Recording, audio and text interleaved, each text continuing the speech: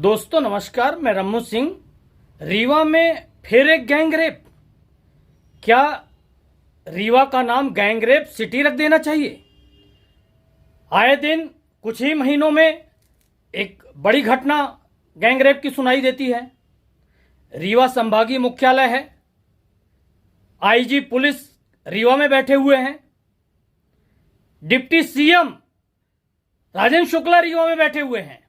इस बार तो हद ही हो गई। सरकारी अस्पताल में नाबालिग के साथ गैंगरेप। समाचार तो यह भी बताया जा रहा है कि कुछ लोगों को बचाने के प्रयास किए जा रहे हैं।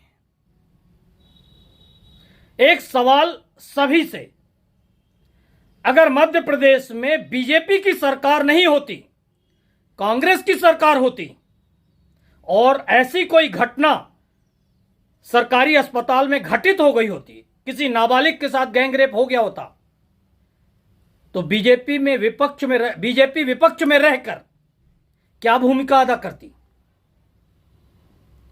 कांग्रेस क्यों नहीं विपक्ष की भूमिका अदा कर पा रही है? कांग्रेस क्यों नहीं आवाज उठा रही है? कांग्रेस क्यों नहीं सड़कों पर उतर रही है? फिर महिला संगठन क्या कर रहे हैं? समाज सेवी संगठन क्या कर रहे हैं? क्या महिलाओं के संगठन सिर्फ किटी पार्टी के लिए हैं? इतनी बड़ी घटना, एक महिला का इलाज हो रहा था संजय गांधी अस्पताल में,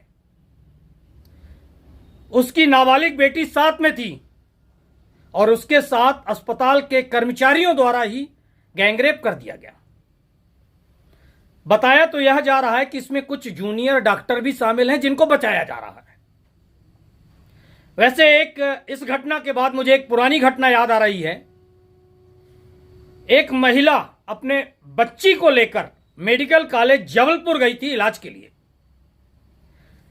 शातिर दिमाग देखिए, मेडिकल कॉलेज जहां भी गवर्नमेंट के हैं वहां एक बहुत ही शातिर गेम खेला जाता है कि मरीज के साथ सिर्फ एक ही व्यक्ति रह सकता है। अब छोटा सा बच्चा है, बच्चे के साथ उसकी मां ही वहां रहेगी। फिर यह जूनियर डॉक्टर उस बच्चे की मां को विभिन्न प्रकार से परेशान करते हैं।